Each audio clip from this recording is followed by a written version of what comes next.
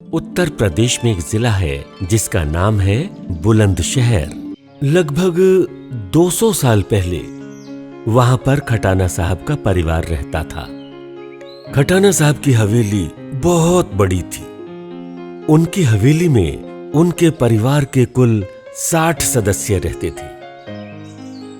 घर में काम करने वालों में 3 औरतें और 4 मर्द थे। परिवार में सब कुछ ठीक चल रहा था। एक दिन खटाना साहब का लड़का जब लंदन से वापस आया। अरे पापा, मुझे मेरी नौकरी में बहुत अच्छी प्रमोशन मिल गई है। मुझे साल के लगभग 2 करोड़ रुपए का पैकेज मिला है पापा। और इसीलिए मैंने कंपनी में छुट्टी के लिए दरख्वास्त दिया था। मैंने बताया था कि मैं इंडिया जाकर अपने परिवार से मिलकर 10 से 15 दिनों में फिर वापस अपने काम पर आ जाऊंगा। वंडरफुल बेटा, प्राउड ऑफ यू। मुझे तुम पर पहले से ही भरोसा था कि तुम एक दिन बड़े होकर बहुत कामयाब बनोगे और हमारे परिवार का नाम रोशन करोगे। लव यू पापा। यह आपके उसी विश्वास का कमाल है जिसने मुझे हमेशा मेहनत करने की प्रेरणा दी, और आज मैं जो कुछ भी कर पा रहा हूं उसके पीछे आपकी ही प्रेरणा है पापा। लव यू बेटा। लव यू पापा। इतने में ही खटाना साहब की पत्नी यानी भूषण की माँ आ गई।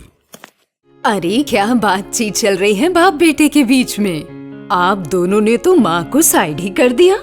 अरे कैसी बात करती हो माँ? भला मैं भी आपको कभी साइड कर सकता हूँ? मैं ना पापा से अपनी दिल की बातें शेयर कर रहा था कि मुझे मेरी नौकरी में बहुत अच्छा पैकेज मिल गया है, तो मैं ना आप लोगों को एक छोटा सा गिफ्ट देना चाहता था। गिफ्ट? अरे वाह, हमें भी तो बताओ बेटा, क्या ला रहे हो खरीद कर? पापा, मैं ना सोच रहा था आप लोगों के लिए एक अच्छी सी कार खरीद दूं, ताकि आप लोग कहीं भी जाएं तो उसमें बैठकर आराम से जाएं, आप लोगों को कभी कोई परेशानी ना हो। लेकिन बेटा, अभी अभी तो तुम्हारी नई नौकरी लगी है। मेरी समझ में फिजूल खर्ची करना ठीक नहीं रहेगा। तुम पड़ोस में जो खन्ना साहब रहते हैं उनकी कार क्यों नहीं ले लेते? वो यहाँ रहते भी नहीं और अभी 2 दिनों के लिए ही तो आए हैं। फिर वो वापस बांग्लादेश चले जाएंगे, तो इससे पहले कि वो जाएं, हमें वही कार ले लेनी चाहिए। तुम्हारी माँ बिल्कुल ठीक कह रही है बेटा। आखिर वो गाड़ी नई ही तो है। वो गाड़ी रखी हुई है और उसे चलाने में हमें कोई परेशानी भी नहीं है। लेकिन पापा, उस गाड़ी के नीचे आकर उस घर का एक नौकर तो मर गया था ना? अरे तुम भी कैसी बातें करते हो यार। इतना पढ़ लिख कर तुमने यही सीखा? तुम भूत प्रेत की बातों पर विश्वास करते हो? नहीं पापा, बस मेरे मन में शंका हो रही थी आप लोगों को लेकर कि आप लोगों को कोई दिक्कत ना हो, इस वजह से मैं बोल रहा था। खैर, अगर आपका मन है ही तो फिर वो कार आप लोग खरीद लें, मैं उसके पैसे दे दूंगा।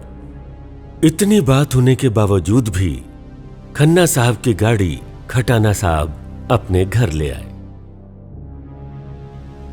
गाड़ी की सच्चाई ये थी कि उसी गाड़ी से दबकर घर के एक नौकर की मौत हो गई थी। उस गाड़ी में कोई इसलिए भी नहीं बैठता था कि वो एक भूतिया कार है। यहां तक कि आसपास के इलाके में भी ये अफवाह फैल गई थी कि वो एक भूतिया कार है, इसीलिए कोई उसे खरीद भी नहीं रहा था। लेकिन खटाना साहब उस गाड़ी को फिर भी अपने घर लेकर आए और उन्होंने अपनी पत्नी से बोला, अरे रीमा,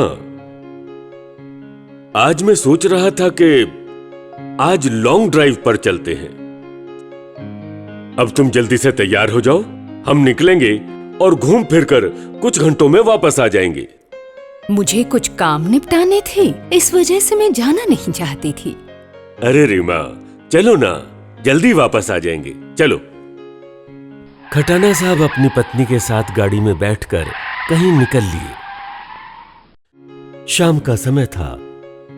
बाजार आधे बंद थे, आधे खुले थे।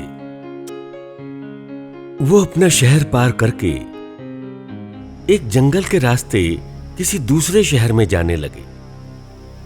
जैसे जैसे वो आगे बढ़ रहे थे, अंधेरा और भी घना होता जा रहा था। अगल बगल के जो पेड़ थे वो हिलते हुए दिख रहे थे। हालांकि खटाना साहब के मन में किसी तरह का कोई डर नहीं था, मगर उनकी पत्नी ने बस ऐसे ही पूछा, ए जी, वो भूषण जो बता रहा था कि इस कार से दबकर एक नौकर मर गया था, क्या ये बात सच है? ओ जी, उस वक्त तो मैं महके में थी ना। अरे रीमा, ये बहुत पहले की बात है, उसको गुजरे तो 2 साल हो गए। वैसे तुम्हें आज इस बात की याद कैसे आ रही है? मुझे ना पता नहीं क्यों बड़ा डर लग रहा है। तुम औरतों का भी बस यही होता है, खुद भी डरोगी, औरों को भी डराओगी। लेट्स ड्राइव, मैं स्पीड थोड़ी और बढ़ा रहा हूं और मजा आएगा। बहुत दिन हो गए मुझे तेज कार चलाए हुए। चलो चलते हैं। ये कहकर खटाना साहब एक्सीलेटर पर पैर रखते हैं और उसके बाद वो गाड़ी हवा से बातें करते हुए आगे भागती है। शहर से करीब 25 से 30 किलोमीटर दूर आगे आ चुके होते हैं। तभी रास्ते में एक बड़ा सा पत्थर दिखता है। खटाना साहब की गाड़ी की रफ्तार बहुत तेज थी। अचानक से सामने उन्हें एक और पत्थर दिखाई दिया। उन्होंने जोर से ब्रेक लगाया, मगर ब्रेक लगाते लगाते वो गाड़ी पत्थर के बिल्कुल पास जाकर रुकी। मगर ये क्या, जैसे ही पत्थर के पास पहुंचे, पत्थर गायब हो गया था। ये देखकर खटाना साहब की पत्नी ने बोला, ये कैसी बात है खटाना साहब? मुझे तो बहुत डर लग रहा है। ये पत्थर अचानक से सामने आया और फिर अचानक गायब भी हो गया। वो क्या है नरीमा, जिस तरह की बातें हम करते हैं ना, उसी तरह की बातें हमें महसूस होने लगती हैं। मुझे लगता है वो जो तुमने भूत प्रेत की बातें की थी ना, उसी वजह से हमारे मन में कुछ ऐसा आ गया। वैसे वो पत्थर तो था ही नहीं। नहीं जी, आप प्लीज मेरी बात को मानो और वापस घर चलो। इससे आगे मैं नहीं जाऊंगी। ओके मैडम, ठीक है, वापस चलते हैं। ये कहकर खटाना साहब अपनी गाड़ी को पीछे की तरफ मोड़ते हैं और वो घर की तरफ वापस आने लगते हैं। जब वो घर वापस आ रहे थे, उनकी पत्नी खटाना साहब से बोली, ओ जी, आप प्लीज कार को तेज चलाओ, मुझे बहुत डर लग रहा है। अरे कम ऑन रीमा, तुम भी कैसी बातें करती हो। चलो चलते हैं। खटाना साहब की गाड़ी तेज रफ्तार से घर की तरफ जब लौट रही थी, तभी अचानक खटाना साहब के हाथ पर एक जोर से झटका लगता है और उनकी गाड़ी बगल में खड़े एक पेड़ से जाकर टकरा जाती है। पेड़ से टकराने के बाद गाड़ी का अगला हिस्सा पूरी तरह टूट जाता है। हालांकि खटाना साहब को और उनकी पत्नी को चोट इसलिए नहीं आई क्योंकि उन्होंने सीट बेल्ट पहन रखी थी और जैसे तैसे वो गाड़ी से बाहर निकले और जो बगल से गाड़ियां गुजर रही थी उनसे मदद की गुहार करने लगे। आसपास बहुत सारी गाड़ियां गुजर रही थीं, मगर कोई मदद के लिए राजी न हुआ। काफी देर बाद एक कार पास में आकर रुकी। उस कार में बबलू था। उसने खटाना साहब को पहचान कर खटाना साहब से बोला, अरे खटाना अंकल, आप और आंटी इतनी रात को यहाँ पर क्या कर रहे हैं? अरे कुछ नहीं बेटा, बस तुम हमें अपनी गाड़ी में बिठाकर हमारे घर छोड़ दो, बाकी बातें हम रास्ते में कर लेंगे। अच्छा अच्छा, ठीक है अंकल जी, आप आ जाओ पीछे। ये कहकर बबलू खटाना साहब और उनकी पत्नी रीमा को अपनी गाड़ी में बिठाता है और घर की तरफ जाने लगता है। रास्ते में बबलू ने पूछा, अंकल, आप दोनों इतने घबराए हुए क्यों हो? और मुझे तो ये जानकर हैरानी हो रही है कि आप दोनों इतनी रात को यहाँ क्या कर रहे हैं? अरे वो बबलू, वो पड़ोस वाले खन्ना साहब की गाड़ी हमने खरीदी थी। हालांकि लोगों ने बताया था कि वो गाड़ी भूतिया गाड़ी है, पर हमारी मत मारी गई थी बेटा। हमने किसी की एक न सुनी और उस कार को खरीद लिया।